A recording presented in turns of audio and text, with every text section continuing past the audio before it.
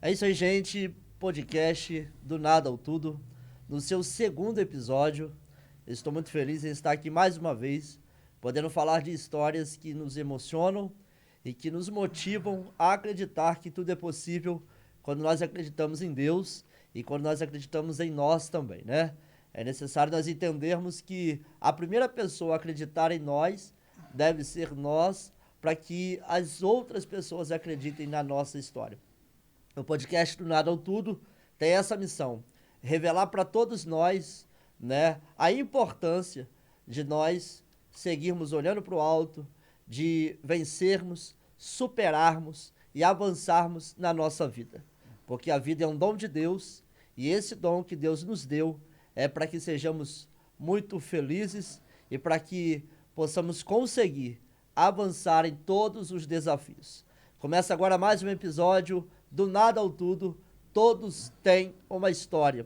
E eu estou muito feliz hoje com a presença aqui do meu amigo Lê de Jesus, né, que acabou de chegar de viagem, vai aí falar muita coisa boa para nós. E Lê, nós temos aqui uma regra e você precisa começar já cumprindo essa regra. Você promete falar toda a verdade durante todo o podcast? Prometo, só a verdade. Só a verdade. Só a Então verdade. tá combinado. Começa agora, do nada ao tudo. Se prepare para se emocionar. Lê, fala pra nós. Acabou de chegar de viagem, tá cansado? Como é que você tá? Não, graças a Deus dormi bem, né? E a viagem foi bem bacana aí. Vim junto com meu amigo Gerana. Tá junto aí nessa caminhada aí, tá me ajudando, dando uma força. É a esposa dele, Tati. E o seu filho, Yuri. Ótima pessoa que eu conheci hoje também, através dessa viagem. Legal, legal. Então, gente, o Lê acabou de chegar de viagem. Tá com uma família maravilhosa aqui que veio acompanhando ele. Pessoas que torcem pela história do Lê. E é isso que acontece, né? Quando nós acreditamos na história do outro, nós precisamos também dar as mãos ao nosso próximo. Lê, nós vamos começar já nesse momento as perguntas, né? E você prometeu responder tudo com toda a verdade. Então se prepara, porque eu quero me emocionar, tenho certeza que você vai se emocionar. E também quem for assistir vai ver a sua história linda de superação, né? Lê, fala pra mim, você, a sua infância, a sua origem, você pode contar pra gente hoje como foi a sua infância, como você cresceu, como foi a sua vida com seus pais, qual o período de maior desafio pra você? Fala pra mim. Então, desde dos meus 12 anos ali, eu tive a separação dos meus pais e, e não foi fácil, entendeu? Na minha infância. Porque o meu pai se separou da minha mãe, ele morava ali em Ramos, né, no Piscinão de Ramos, e a minha mãe já foi morar lá em Niterói. Então, eu ficava um pouco lá, um pouco aqui, e na minha infância ali, a separação dos meus pais veio por causa de problema com droga e também álcool. Meu pai bebia muito, minha mãe se separou, também minha mãe também passou a beber também quando se separou do meu pai. Então eu ficava num lado ali onde que eu também não vou dizer que foi por causa disso, né? Não é porque meu pai usava, até porque minhas irmãs não veio a usar drogas ou ter problema com álcool. Mas a separação ali de você ser uma criança, né? De não ter os pais junto ali tratando de você, eu tive alguns reflexos até de me desviar de um bom caminho que um casal pode te oferecer ali. Então, quando o casal é separado, você vai para um lado, tu sai na metade da escola e vai para outra, e acabei, né, perdendo a direção aí. Você não teve aqueles valores, né? Os princípios que os pais, né, passam, né? Devido à separação, no caso. É. Aí, nesse período, acabei que eu vim conhecendo as drogas. no- é, Às vezes eu até, por esse motivo, pode ser que eu entrei nisso, né? Mas a gente também tem uma escolha, né? Mas quando a gente é jovem, já tem uma família problemática, pode estar até sendo um- uma ponta do iceberg, né? Sim, sim, Uma sim. porta de início ali, né? E qual a lembrança ali, assim, dessa fase que você considerou, né, decisivo aí, pelo que você está dizendo, que os seus pais se separam e nesse momento você não tem uma referência. E aí, qual é a lembrança que você tem desse momento da infância? Qual a idade que você tinha quando eles se separaram? Então, eu tinha 12 anos, 12 entendeu? anos. Já entendia, então, um Isso, pouco, né, já entendia do que bastante. estava acontecendo. Isso. E tinha uma fase de violência. Meu pai, ele era muito violento. Quando ele bebia, assim, dentro de casa, a gente tinha que fugir para casa dos vizinhos, minhas irmãs também. Então, quando ele se separou da minha mãe, eu já tinha aquilo na mente também, entendeu? A gente tinha que fugir, minha mãe apanhava e dali eu criei uma revolta assim com a vida, entendeu? De chegar num ponto até de me envolver com outras coisas que de repente, se eu tivesse com a mente legal, eu não entraria. E são quantos irmãos? Eu tenho 5 irmãs, 5 irmãs. só eu de Todos homem. da mesma mãe, do mesmo pai? Não, tem, tem um parte de mãe, 3 que era parte de pai, Entende. e, E você é o e único tinha homem. um da parte do meu pai, o único homem. E morava todo mundo junto? Nesse Não, período da nesse separação? período sim. Nesse Né? período, As sim. minhas irmãs mais velhas, as 3, moravam junto. Aí depois, quando se separou, meu pai teve um filho de um lado, minha mãe do outro. E tudo da mesma idade, aproximadamente? Não, foi uma escadinha, Uma né? escadinha. Você é o mais velho ou Eu não? sou o mais O novo, mais novo, o caçula. o caçula. Então você teve Da uns parte de pai, privilégios. sou o caçula. Aí a minha mãe teve uma menina, que é a Edilane, que mora em Niterói também, que no caso era a mais nova, né? Certo. Da parte de mãe. Então, nesse momento, você começa a trilhar aí, depois da separação, você vai viver com quem? Você fica com seu pai, ficou com sua mãe? Então, eu fiquei numa situação assim, eu me envolvi com a criminalidade, assim, quando eu tinha uns 12 para 13 anos, acabou que eu fiquei lá morando com meu pai mesmo, em Ramos. Porque eu não conseguia ficar onde minha mãe morava, que era bem um local pacato, mais calmo, e como eu estava ali naquela velocidade, eu comecei a ir para baile, aquela coisa toda, aí eu morei com meu pai. E com uns 12 para 13 anos, aí eu me envolvi com crime, meu pai ainda era vivo. Aos meus 14 anos, meu pai faleceu, sendo que eu me envolvi com crime e acabou que eu morava no Rio, ia para Niterói, me envolvia lá também. Onde que eu estava, eu queria me envolver com a criminalidade. E aí, qual tipo de crime? Furtos? Começou a ter algumas Eu práticas? comecei com os furtos, e tinha um conhecido meu que ele tinha carro e a gente saía assim, aí pegava pedestre na rua e tal. Aí depois até que eu me envolvi com o tráfico mesmo, local. Entendi. E sua mãe é viva hoje ainda? Minha mãe graças a Sua mãe Deus. é. Seu pai que Meu faleceu. pai faleceu. Você tinha 12 para 14 nessa fase aí. Mas ele tem uns 30 anos, 32. Entendi. E nesse período que você se envolve com a criminalidade, seu pai ainda chega a ver esse momento? Sua mãe... Então, meu pai ele chegou a ver esse momento também. Minha mãe, minhas irmãs. Teve uma ocasião que aconteceu um fato lá na comunidade, que morreu alguns amigos meus ali, e eu tive um livramento de Deus, entendeu? No local onde eu sempre ficava, foi uma facção rival lá, matou algumas pessoas e eu, graças a Deus, né, não estava naquele dia. Dali, então, meus familiares pediu muito para me sair daquilo, largar e, de alguma forma, arrumar alguma coisa para me fazer. Você não trabalha. Aí teve uma irmã minha, que foi daí que eu tive a ideia de cantar. A irmã minha pegou e falou, cara, por que você não sai do tráfico? Faz uma música. Aí a minha irmã, vou fazer uma música. Na época era bateram na porta. Aí a minha irmã, fez uma nesse ritmo. Aí falou, vou fazer uma música para tu cantar. Aí eu fiquei com aquilo na mente, entendeu? Então, antes de você conhecer a fé cristã, você começou a fazer aí uma música, começou a fazer um funk, talvez, um rap. E você chegou a cantar em alguma comunidade? Como surgiu esse contato aí com esse momento de a música, né? E sair, talvez, né? Da relação do crime. Isso, daí que eu me afastei, eu comecei a cantar, cantava assim em ar livre, em festinha.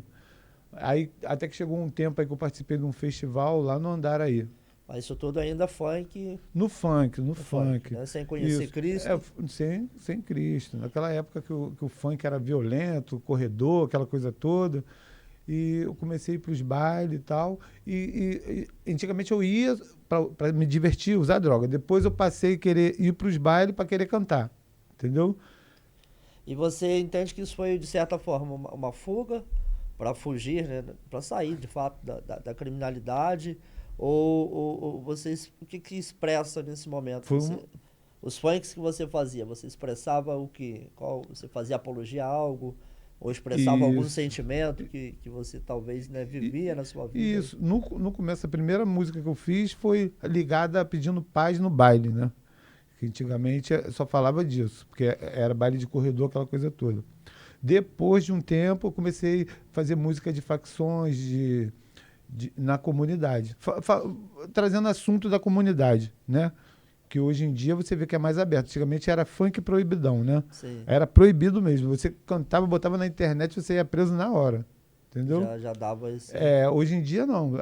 Já tem aquela liberdade mais de expressão, você pode falar de outros, abordar outros assuntos, entendeu? Não só problema que existe na favela, entendeu? E aí você acaba começando a crescer nesse ambiente também, né? Começa agora a se expressar através da música. Aquilo que você tinha como vida, então, no seu ambiente. É, é, e aí, de certa forma, naquele período difícil, então, você avança e descobre aí esse talento. Você vê que tem Isso, aptidão para música. isso. E aí você começa a se desenvolver nesse momento. Eu fiquei sabendo também, né? Você falou pra gente que você chegou a viver, né, por 7 anos na rua, você enfrentou o crack. E como foi sobreviver nesse período difícil, né? Como é viver na rua, qual é a sensação disso, né? Porque alguns chegam a dizer que é como se você fosse um invisível, né? As pessoas passam, o que expressa pra gente isso, como foi esse período aí de 7 anos na rua, de enfrentar o crack, de viver esse momento. Então, se morar na rua ali, você está exposto à violência a todo momento, né? É um local perigoso, quase tu não dorme. Ficava uma semana direto sem dormir, entendeu? Quando eu achava um cantinho para dormir, eu dormia. E viver ali, eu tive muitas experiências ruins, experiências boas também, né? De pessoas que tentou me ajudar, o tempo todo estava ali, sai dessa, né? Que faz a obra de Deus. Eu já vi até pessoas ali mesmo, que morador de rua me dá conselho. Pô, cara, sai disso. Que não sei, de Deus usar até essas pessoas para falar, porque eu já estava ali, Deus já trabalhando na minha vida, entendeu? Esses 7 anos foi muito ruim. Foi muitas percas. Eu abandonei meus filhos, larguei família, entendeu? E criei um defeito de caráter, entendeu? Muitos vícios que eu adquiri ali, eu tive que trabalhar para largar hábitos, maus hábitos, entendeu? Eu, eu cheguei a um ponto que eu tive que me alimentar até do lixo, entendeu? De não só sobreviver, catar aquilo para trabalhar, entendeu? Porque quando eu virei usuário de crack, eu já não queria mais me envolver com criminalidade, não queria saber mais de nada, entendeu? Nada para mim eu já prestava. E, e 7 anos ali no frio, passando ali por todo tipo de violência. Tive uma experiência uma vez que eu queria até te falar. Teve um menino que ele era filho de um desembargador. Ali eu já vi psicólogo usando crack. Já vi pessoas muito importantes ali usando crack, porque no crack ali, todos acham uma pessoa muito violenta, mas tem muitos que são trabalhador, entendeu? Que trabalha, vai lá, usa a droga dele como se fosse um alcoólatra, entendeu? Mas tem uns que roubam mesmo, entendeu? Igual qualquer classe social, existe pessoas, né? Até, vamos dizer, numa outra área aí, tem policiais bons, entendeu? Tem traficantes muito ruins aí que matam muito. Tem uns não, que até ajuda a comunidade a ter uma visão diferente. Então, a gente fica um pouco com a mente assim, será que todos cracudos é ladrão? Todos, entendeu? Então, muitos preconceitos que a gente encontra no meio ali da Cracolândia. É interessante isso que você fala porque, né, de fato, essa linha das drogas, né, elas alcançam toda a classe social, né? E às vezes, como você falou, né? Alguém que, como você, teve uma dificuldade na infância, não teve referências, e por isso a gente sempre fala da importância dos pais, da importância da família, porque, né, uma criança vai crescer num ambiente e ela precisa ser trabalhada para que ela se torne um bom cidadão. Então a gente vê que as drogas elas vão alcançar a todo tipo de pessoas, toda a classe social. E você então chegou a ver ali filho de desembargador, chegou a ver. Ó, teve um filho do desembargador, uma vez ele chegou, aí me perguntou, onde que eu compro crack aqui? Eu falei, poxa, cara, só lá em tal lugar. Aí ele, pô, tu pode me levar lá? Eu falei, olha, eu tô ocupado agora, tô fazendo minhas correrias aqui, mas... Aí ele, o quê? Aí eu falei, pô, tô vendendo aqui esse cordão. Ele falou, eu compro, tu me leva lá? Aí foi, comprou. Eu tive uma experiência com aquele garoto imenso. Eu nunca passei por aquilo. Ele pegou, foi lá, comprou 10 pedras de R$ 20, que para uma pessoa é um uso absurdo. A pessoa pode morrer usando aquilo ali de overdose. Aí ele foi, comprou, eu pensei que ele ia levar para casa alguma coisa. Ele falou, pô, tem algum lugar para a gente usar? Aí eu falei, não, posso te levar num lugar. Chegando nesse local lá, eu falei para ele, olha, os outros pedem muito, aqui é perigoso e tal. Aí que ele veio me falar, olha, cara, eu sou filho do desembargador. Eu falei, que isso, rapaz? Estou aqui na comunidade. Ele, sou. Aí comecei a ajudar ele e tal, não deixei ninguém implicar com ele, porque eu estava ali. E chegou um ponto que a gente foi para um local e ele pegou e falou assim, cara, eu vou te falar a verdade, eu peguei essa quantidade de droga porque eu quero me matar. Eu quero usar e dar uma overdose, porque eu tenho medo de me matar se me jogar, mas com a droga, me falaram que se eu usar muito eu vou morrer. E porque minha família me cobra muito, meu pai é desembargador, quer que eu estudo, e eu estudei tudo, estudei a Bíblia, eu descobri que através de Alá, se você se matar, você vai para um terceiro céu. Aí como eu já conhecia um pouco da palavra, falei para ele, olha, se você se matar, tu não vai para o terceiro céu nenhum, não. Tu vai para o inferno. Ele, para o inferno? É. Aí ele, que isso, cara? Pô, mas é que eu queria me matar, cara. Me ajuda aí, deixa eu... Aí eu peguei a droga dele e falei, cara, você não vai fazer isso perto de mim, porque senão você vai me prejudicar. E também, cara, pô, a gente tá aqui curtindo, tu tá com dinheiro, se divertindo. A gente tava com as meninas lá. E ele falou, cara, tudo, tu pode ficar com tudo, fica com o meu telefone, fica com o meu cartão, eu vou te dar a senha, fica com o dinheiro, que ele tinha deixado o dinheiro dele comigo. Eu falei, cara, não é isso, cara, você não precisa se matar hoje não, se mata um outro dia, vamos curtir, depois você faz o que você quiser depois. Aí ele falou, cara, tu tá certo, então eu vou fazer isso. Eu falei, tu não me considera? A gente não andou a beça aí, não te protegi, então faz isso por mim? Aí ele falou, então tá bom.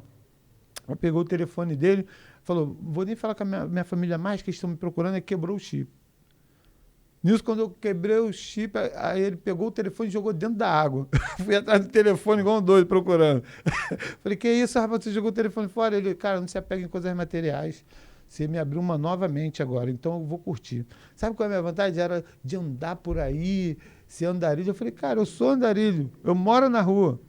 Então, parou com a pessoa certa. Ele, então tá bom, então vamos curtir.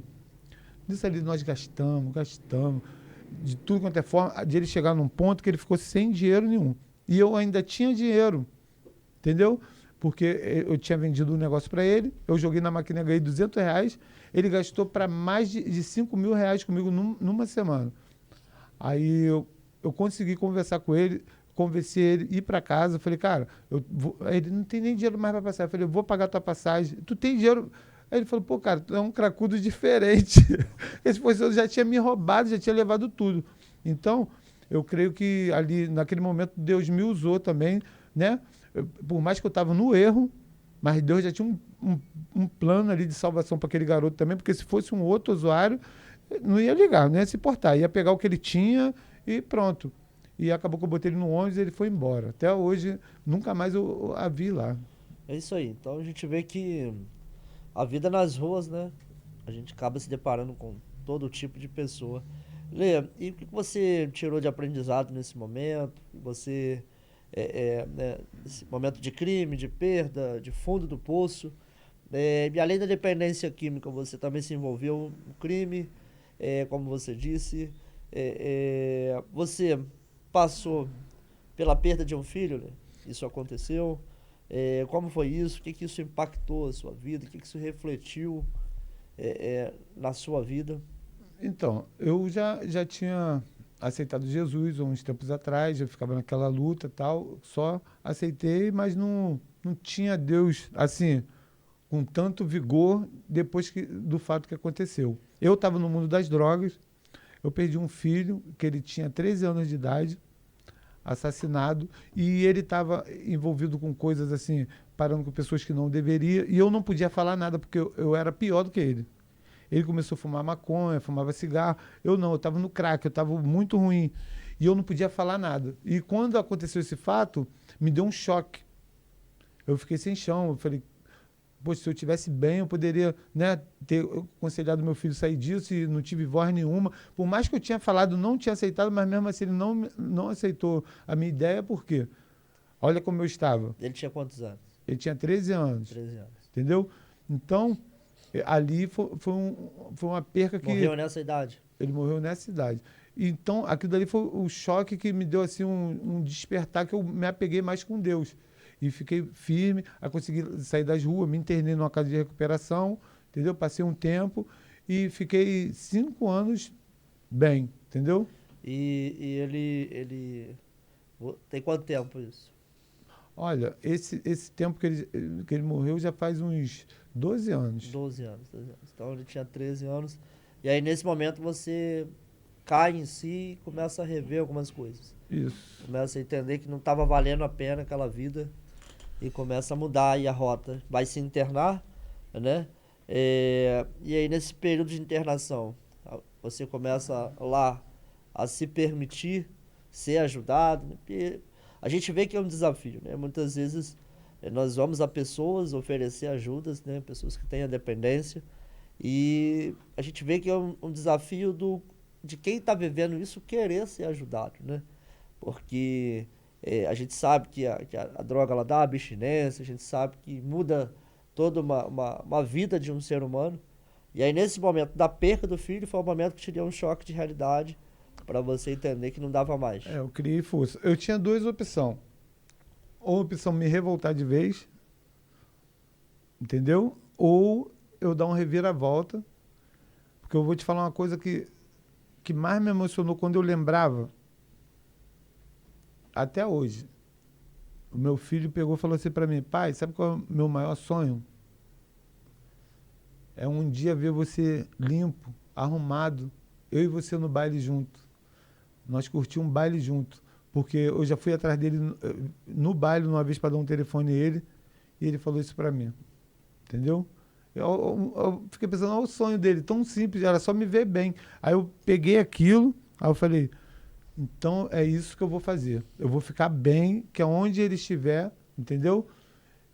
E sempre orei para que no dia ele tenha aceitado e reconhecido Deus na última hora, né? Porque aquele ladrão, na última hora ali, ele reconheceu ali que Deus não merecia aquilo e ele recebeu o perdão, Sim. entendeu? E a sua conversão vem então aí, depois desse período, e aí você se interna. Em que cidade foi essa internação? O quê? Em Magé. Magé. Foi Magé. E lá você começa a conhecer então o caminho de Cristo. Isso. E aí vem a se converter, né? Isso. E depois dessa conversão, a música continua fazendo parte da sua vida, né? Hoje você está lançando aí, né? Um novo louvor, uma nova música gospel, que tem o nome do Filho Pródigo. Por que esse nome, Filho Pródigo? É a sua história? Isso é a minha história. Então, porque eu fiquei 5 anos limpo, sem usar droga, sem me envolver com nada. E depois de 5 anos eu tive uma recaída. Depois de tudo que aconteceu, perdi um filho, me recuperei, fiquei bem. E quando eu voltei, eu me senti como filho pródigo, porque apesar de tudo, Deus foi lá, me deu um bom trabalho, me organizou, me deu uma família. Eu tive mais 2 filhos. E o que acontece? Eu peguei e joguei fora. Eu peguei o dinheiro todo que eu tava, saí, fui gastando. Aí eu me identifiquei muito com o filho pródigo. Eu falei, tem que fazer uma música falando disso, entendeu? Então essa música significa para você o retorno. O retorno. E aí você tem essa recaída, cai em si novamente. E aí você fica quanto tempo fora nessa recaída? Quanto tempo você... Olha, eu não aguentei mais, o mundo já não me pertencia mais. Eu fiquei 2 meses E voltou de novo? e voltei, entendeu? Entendendo que, de fato, o caminho que você tinha conhecido de Isso Cristo era o caminho da paz. era o caminho da paz. Como foi essa transição, Elê, do funk para o trap, né, o rap cristão? O que você busca transmitir através desse novo estilo? Quem é o seu público? Quem você deseja alcançar? Alcança todos, né? Por exemplo, o meu olhar musical já é um outro olhar, mas quando eu me deparei com a letra daquilo que você transmite, eu gostei muito. Então, assim, quem é aqueles que você quer alcançar? Qual é a sua missão aí, de fato, de levar Deus a quem? Levar Deus em que lugar?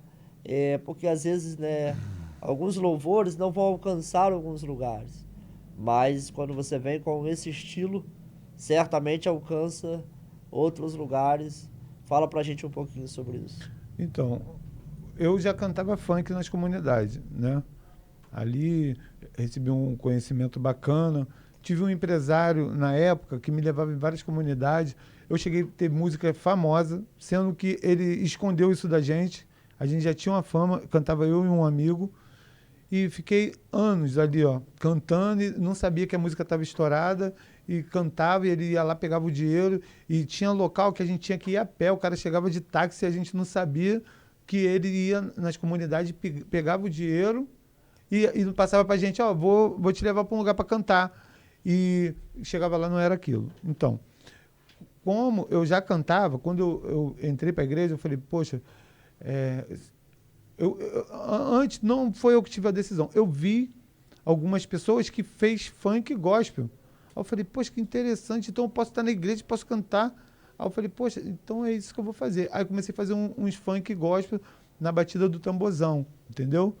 Aí, sendo que o funk em si é muito rejeitado. E também eu até entendia você chegar numa igreja assim e cantar, solta o tamborzão. Aí, poxa, fica um pouco pesado.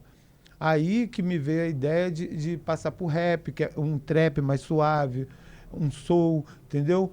Um melody. Então, para vir com uma batida mais calma, para me estar conseguindo chegar nesse local e deixar minha mensagem de Jesus. Eu gosto de botar muito a Bíblia e também eu gosto de colocar também meu testemunho, Sim, entendeu? sim, sim. A maioria das minhas músicas, se você ouvir, fala de testemunho. Tem que ter o testemunho, tem que ter a Bíblia. O Filho Pródigo é o que você está lançando agora, mas você também tem uma sobre a fé, né? Você fala sobre a fé. É, e esse ano está sendo um ano, né, de um divisor de águas, pelo que eu tô vendo aí. Você está avançando, né? Tá gravando, tá conseguindo expandir, né? E como que você está se sentindo aí com essa nova fase? Tô me sentindo muito bem, com a autoestima lá em cima, porque a gente mesmo, para passar a acreditar na gente, tem que ter alguém por trás acreditando e incentivando, né? E eu tenho conseguido, assim, chegar nos locais. Antes lá você me perguntou, aonde que você quer chegar? Eu já cheguei a cantar funk gospel, cheguei num baile, ver um pastor orou, parou o baile, orou, e falou, Lê, vem aqui, canta aquele rapzinho. Todo mundo pensando que ia escutar um rap de pornografia ou de droga, e chegou lá, escutou falar de Jesus e cantou comigo. Então, eu fiquei grato, porque a minha ideia justamente é alcançar aonde que outros não conseguem, um jovem escutar um funk, uma letra ali, e ele pegar aquela letra, servir para ele, ou um testemunho, ou então dar a palavra de Deus, entendeu? Eu sempre quis isso. Então você viveu na íntegra, né, o que a palavra diz, onde abundou o pecado, né, onde você cantava lá, onde você fazia apologia a muita coisa errada, e aí se cumpre a palavra, onde abundou o pecado, superabundou a graça de Deus, né? E é isso que a gente se alegra, porque nós entendemos que todos têm uma história, todos foram feitos por Deus, nós somos imagem e semelhança do Senhor, e quando nós entendemos que Deus tem algo melhor para nós e pegamos aquilo que Deus nos deu, né? Como o Lê está contando para a gente hoje, Deus deu um talento incrível para ele, que é a música, E aí a gente agora vê o Lê vivendo esse momento de cantar e expor a sua fé através de Deus. Nós nos alegramos e acreditamos de fato que tudo é possível ao que crer, né? Como a palavra diz. Lê, nós estamos quase encerrando. E qual o seu futuro agora sobre a sua missão? Quais os seus sonhos que você tem aí hoje na música, na sua caminhada com Deus? O que você pretende? Qual é o seu alvo agora, daqui para frente? Então, o meu alvo, assim, é ter um conhecimento, né, na música, até porque a gente que é cantor, assim, não tem, assim, a oportunidade em certos locais, ou então para você ter um recurso, a igreja te convidar, falar, pode vir, a tua passagem eu garanto. Então sempre foi no suor, de eu gostar de cantar e estar nas igrejas e tirar do meu bolso ali, e também de você ter voz, entendeu? Para os outros escutar e falar, pô, Lê de Jesus, ele falou uma mensagem de Deus, é prestar mais atenção, porque os que são conhecidos são visados e são mais ouvidos. E com isso também eu consegui recursos, entendeu? Não através de cobrar em igrejas, entendeu? Mas sim, de alguma forma, ou a internet ali me dá algum retorno financeiro para me estar ajudando meus projetos. Para que você possa levar essa mensagem. Isso. O meu sonho, de verdade, é ter uma casa de recuperação. Para tirar aqueles que estão lá onde que eu passei e passou as mesmas... Tem gente que estuda para isso. Eu já vivi aquilo. Então, eu sei aonde que pode ajudar. Entendeu? Estou fazendo algumas ações sociais. Essa semana aí, semana passada, eu consegui pegar um garoto. Eu não precisei de gastar muito. Ele falou assim, cara, eu só queria ir na minha família. Tu sabe onde? Eu sei onde que é. Tu pode me ajudar? Era madrugada. Eu falei, amanhã eu venho aqui e te busco e nós vamos lá. Consegui, peguei, ele cortou o cabelo, trocou a roupa. Legal. Aí chegou lá, a família dele falou, a irmã dele falou, ele nunca conseguiu vir. 3 anos que ele não via a mãe. Nossa. Tem noção? E eu não precisei de internar ele numa casa de recuperação, era só fazer aquele canal de dar uma força. Ele, cara, daqui para frente, eu vou pegar essa força que você me deu e eu vou conseguir ficar aqui com a minha mãe. A mãe dele chorou, a irmã dele agradeceu, falou, poxa, muito obrigado. Ele nunca conseguiu e hoje ele conseguiu, olha como é que ele chegou, ele está lindo. Ele só tomou um banho, cortou o cabelo, botou uma roupinha, chegou lá bem e conseguiu ter a força de ter o apoio da família. Porque tem gente que ainda tem família, tem gente que fica na situação, tem que ser uma casa de recuperação, entendeu? Então, seu maior sonho aí é viver para a música, né? E com isso conseguir aí, quem sabe, se Deus quiser, construir uma casa de recuperação. Isso. Esse é seu maior sonho. Que mensagem você gostaria, Lê, de deixar para os jovens que hoje vivem o que você já viveu, né? No meio das drogas, no crime, na rua, passando essa fase, né? Qual a mensagem que você gostaria de deixar para eles nesse momento? Então, que tudo tem um começo. E se você começar com o pé direito, você vai bem. Se começar com o pé esquerdo, vai mal. Se você começar a fumar um cigarro, começar ali bebendo, coisas que você... vou pra balada, só hoje eu vou fumar. Vou dar uma cheiradinha. Evita o primeiro gole, evita o primeiro teco. Primeira maconha, qualquer droga é ruim. A maconha, o cara não consegue progredir, não consegue construir nada. A cocaína, ele consegue destruir tudo rápido, entendeu? E o crack deixa o cara na rua, largado, imundo, e o que acontece? O cara tá ali, ele é vítima daquilo que ele começou lá no começo, entendeu? Igual eu comecei fumando um cigarro, aí você mistura os problemas da tua vida, quando você vê, tu se lança nas drogas. Então, você presta atenção nisso, no início, quando te oferecer, não é teu amigo. Se eu estiver perto de um grupinho e falar, eu sou teu amigo, cara, fuma aí, cheira aí, não é teu amigo. Evita isso, porque destrói a sua vida. Antes de você construir uma família, você não vai conseguir, se você é jovem. Se você já tem uma família e começar, você destrói tudo aquilo que construiu. Então não vale a pena, né? Não vale a pena viver isso. Lê, para nós encerrarmos, você quer deixar um agradecimento para alguém especial, aí para sua igreja, quer mandar um abraço para alguém, um amigo, uma amiga, pessoas aí que têm contribuído nesse momento com você. Então tá. Vou fazer um agradecimento aí para o meu pastor Josimar, né? Da Monte Muriá, lá da Penha. Deixar um forte abraço para o meu amigo Márcio, né? Que deu um trato aqui na Beleza. Tá sempre comigo aí. É músico também, cantor bom. E meu amigo Jean, que eu aprendi a amar, esse rapaz aí que é meu pastor. Esse que me ajudou desde então. Eu não tinha essa força que eu estava... era essa força que eu estava precisando. Da esposa dele, a Tati. Conheci o filho dele também, Yuri, gente boa. E me ajudou de todas as formas. E se eu antes acreditava, hoje eu acredito 10 vezes mais, entendeu? Que é possível. São pessoas que estão te impulsionando aí a viver algo novo de Deus. Agradecer minha mãe também, né? Minha família, minhas irmãs, que nunca me abandonou, por mais que eu errei ali, sempre esteve comigo. Eu não prestava, entendeu? Eu era ali uma pessoa que só dava trabalho e mesmo assim não desistiu até eu conseguir. A minha irmã falou uma vez, cara, só queria ver você bem, tu ter teu trabalhinho, não era...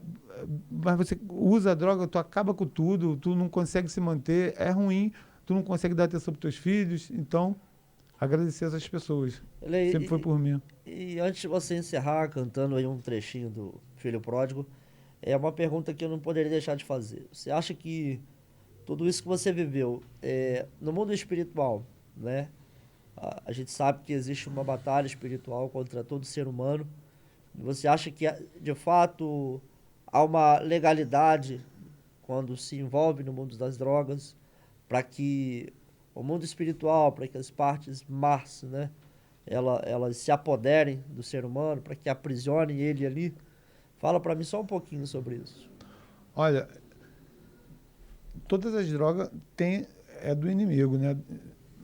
Mas o crack ali, eu já chegar a um ponto de eu sentir o cheiro, quando eu não estava sem a substância, eu sentia o cheiro de enxofre. Então é uma coisa muito espiritual, é uma coisa impressionante. Eu pensava uma coisa, quando vinha o dinheiro na mão, mudava.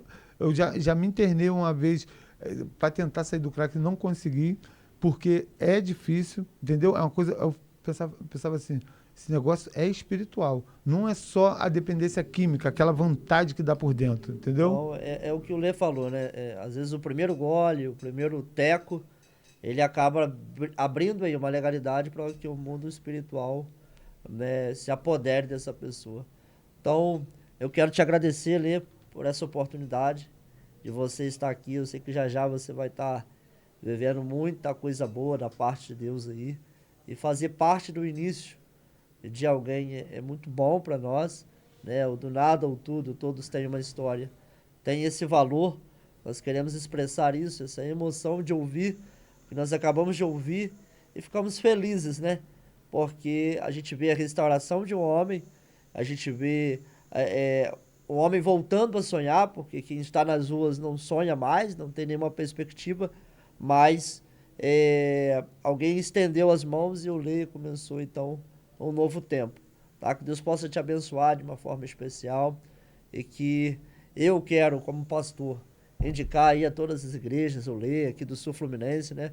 O Lê que é da região hoje do Rio de Janeiro, mas nós queremos indicar o Lê aqui. Mandar um abraço também pro pessoal do Radical, né? E o Lê fez o maior sucesso lá, o Radical é um projeto incrível lá, o Mente Radical, você que não conhece, procura nas redes sociais também. Lê, fala nas redes sociais, fala aí pra todo mundo aonde eles devem te seguir. Então, Onde encontra a tua música. Então, no Instagram, tu vai achar lá o meu canal, se inscreve lá, dá uma moral. Lê de Jesus Oficial.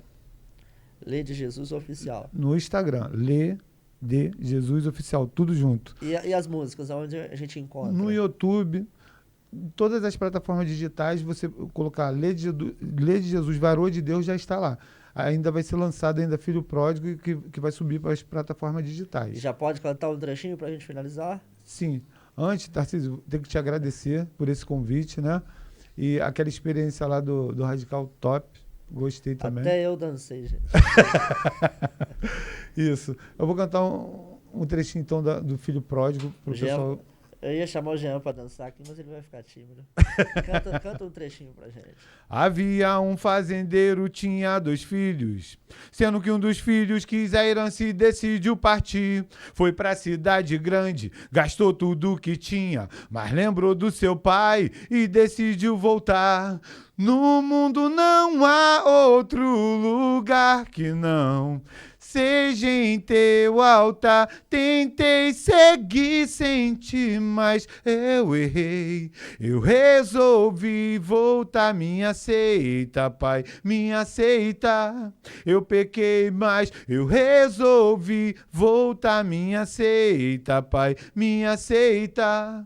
Eu pequei, mas eu decidi voltar. Me aceita, Pai, me aceita, Papai. Eu pequei, mas sem Jesus não dá. Pro mundo nós vale o que tem. Tua real é nota de 100. Lembro o meu tempo na igreja, que eu andava bem. Tinha um salário bom, papai fez prosperar. Eu era dizimista, com a vida no altar, mas eu me desviei, perdi a direção, gastei tudo na balada, na prostituição. No mundo não há outro lugar que não seja em teu altar. Tentei seguir sem ti, mas eu errei. É isso aí, gente. Mais um episódio do Nada ou Tudo. Todos têm uma história. Hoje foi com a participação do Lê de Jesus. Deus possa abençoar vocês. Eu quero agradecer todos vocês que estão divulgando, estão vendo e se preparem para se emocionar. Mas em breve nós teremos outro convidado aqui e o Do Nada ao Tudo continua com essa missão de nos mostrar e nos provar que todo mundo tem uma história, tá bom? Grande abraço a todos vocês e agradecer também a família que trouxe ao Lê aqui para estar conosco mais uma vez. Que Deus possa abençoar essa família especial. Eles são representantes também da empresa Emaús, né? Você pode procurar lá no Instagram e aí você vai ver lá camisas de excelência para nós que somos cristãos, com vários temas. Eu gostaria de expressar isso, né? Afinal, eles trouxeram o Lê aqui com o maior carinho e queria pedir você que vê esse podcast possa estar também seguindo o Instagram lá do Emaús Camisaria, tá bom? Um grande abraço, Deus abençoe todos vocês.